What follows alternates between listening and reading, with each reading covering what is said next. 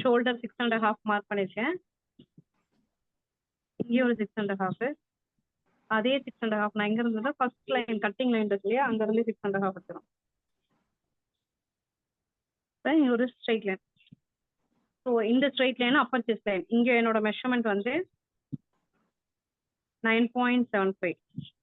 So அப்படி நம்ம ஒவ்வொன்றுக்கும் கால்குலேட் பண்ணணும்னு அவசியமே இல்லை. என்னோட செஸ்ட் வந்து 36ன்னு வச்சுக்கோங்க. 9.25 1/2 இன்ச் லூஸ், அவ்வளோதான். திருப்பி இங்க ஸ்டிச்சிங் பாருங்க, ஸ்டிச்சிங் வர இடத்துல இருந்து வைக்கிறேன். என்னோட மெஷர்மெண்ட் வந்து 14 இன்ச் இடுப்பு,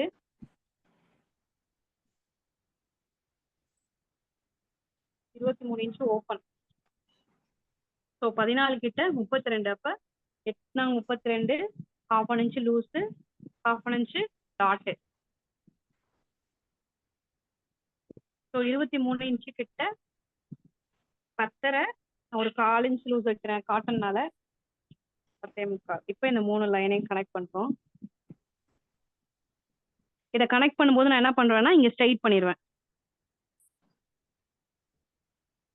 இங்க ஆம் ரவுண்டு நமக்கு 8.25 வரணும்.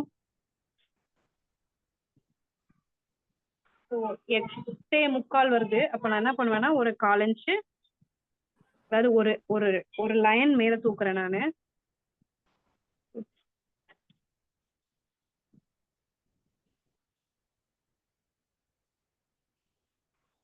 அதே மாதிரி ஆம் ரவுண்ட் நீங்க அளக்கும் போது, துணியில அளக்கும் போது, ஸோ 8.25 ஒரு பாயிண்ட் கூட இருக்கு. 8.25 ஒரு பாயிண்ட் கூட இருக்கு. அந்த லூஸ் தேவைதான் படும், அதனால நான் அப்படியே விட்டாங்க. பாருங்க 1/2 இன்ச் மேல தூக்கியிருக்கேன். நீங்க அளக்கும் போது பாருங்க, இன்ச் டேப் இப்படி வச்சு 8.25 ஒரு பாயிண்ட் கூட இருக்கு. இது பேக் ஆம் ஹோல். ஸோ அதே மாதிரி கீழே வரைக்கும் ஸ்ட்ரைட் பண்ணிட்டேன். இந்த இடத்துல ஓப்பன் வருது. ஒரு ஸ்கேல் அளவு அப்படியே ஒரு மார்ஜின் விட்டுருக்கேன் நான். ஃப்ரண்டோட ஆர்ம் ஹோல் இங்க இருந்து ஆல்ரெடி ஒரு லைன் இருக்கு. இங்க இருந்து 1/2 இன்ச் டீப் எடுக்கிறோம்.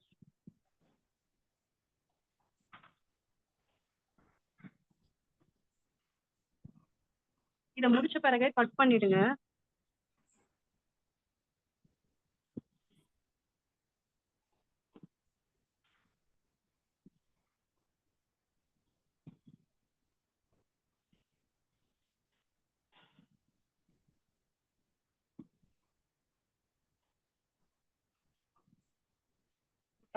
இந்த இடத்துல ஒரு ஸ்ப்ளிட் கொடுத்துருக்கு. ஸ்ப்ளிட் மடிக்கிற இடத்துக்கு இந்த மாதிரி ஒரு கட் கொடுத்துருக்கோமா.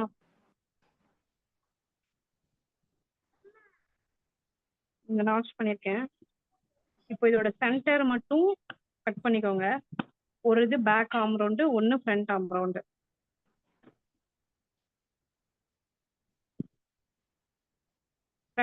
ஃப்ரண்டோட ஆர்ம் ரவுண்ட் வந்து ஒரு பாருங்க எவ்வளோ கட் பண்ணியிருக்கேன்னு. ஸோ இப்போ இந்த டாட் எல்லாம் நம்ம தைக்கும் போது பின்னாடி நம்ம ஆல்ரெடி இந்த இடம் தெரியும் இல்லையா நமக்கு, அந்த இடத்துல ஸ்ட்ரைட் பண்ணிட்டு ஒரு கோடு போட்டுக்கலாம். இது வந்து ஒயிட் கலரா இருக்கு, இப்போ நான் மார்க் பண்ணாலும் அது தெரியாது. இப்போ இந்த மாதிரி ஒரு மோட்டா ஊசி வச்சுக்கோங்க. நம்ம மார்க் பண்ண இடத்துல அப்படியே பஞ்ச் பண்ணிக்கிட்டீங்க அப்படின்னா, இது தைக்கிறப்ப பண்ணிக்கிட்டா போதும், முன்னாடியே பண்ணி வைக்காதீங்க. இப்போ நீங்க தைக்க போறீங்க அப்படின்னா மார்க்கிங் முன்னாடியே பண்ணி வச்சிட்டீங்கன்னா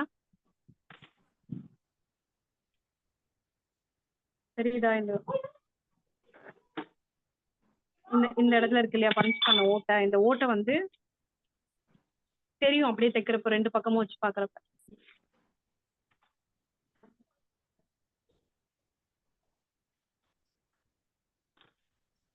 நீங்க பாத்தீங்கன்னா அப்படி தெரியும். ஸோ நீங்க ரிவர்ஸ்ல தைக்கும் போது எப்படின்னா இந்த இந்த ஓட்டை போட்டிருக்க இடத்துல அப்படி ஸ்ட்ரெயிட்டா தைச்சுக்கிட்டே வந்துடலாம். இது ஒரு பிளவுஸ் எல்லா கார்மெண்ட் தைக்கும் போதுமே நீங்க அதை பண்ணிக்கலாம். ஸோ இப்போ இது வந்து பாடி போர்ஷன் முடிஞ்சிச்சு. உங்களுக்கு நெக் நீங்க இதுல ஃபினிஷ் பண்ண போறீங்க அப்படின்னா நெக் இதுல வெட்டிக்கலாம். அப்படி இல்லைன்னா கேன்வாஸ்ல வெட்டிட்டு ஃபினிஷ் பண்ணிக்கிறது கொஞ்சம் ஈஸியா இருக்கும். இப்ப கையு இதுல இன்னொரு விஷயம் என்னன்னா, இப்ப நம்ம எல்போலாம் பண்ணுவோம். பண்ணும்போது என்னன்னு பாத்தீங்கன்னா, இங்க வந்து குட்டியா இருக்கும். நம்ம இங்கிட்டு இருந்து கை போட்டீங்கன்னு வச்சுக்கோங்களேன், கை சின்னதாயிடும். அப்ப என்ன பண்ணுவோம்னா, கை இங்கிட்டு இருந்து போட்டுட்டு, இங்க அந்த எல்போ லென்த் வருது இல்லையா, அந்த இடத்துல இதை வச்சுக்கிட்டீங்க அப்படின்னா துணி பத்தும். கொஞ்சம் கை லென்த் வந்து கொஞ்சம் எக்ஸ்ட்ரா பண்ணலாம். பட் ஆனா இது பிரிண்ட் இருக்கு அப்படின்னா, இந்த பிரிண்ட் வந்து இங்கிட்டும் அங்கிட்டும் ஒரே மாதிரி இருக்கு. அதனால நம்ம ரிவர்ஸ் பண்ணி போடலாம். ஒரு சில இதுல வந்து பிரிண்ட் வந்து ஒரே மாதிரி கீழே போகுது அப்படின்னா, அதுல தூக்கி நீங்க தலைகீழா வச்சிட்டீங்கன்னா கை தலைகீழாயிடும். எப்பவுமே நீங்க ஒரு துணி வெட்டுறீங்க அப்படின்னா, பிரிண்ட் எந்த பக்கம் போகுது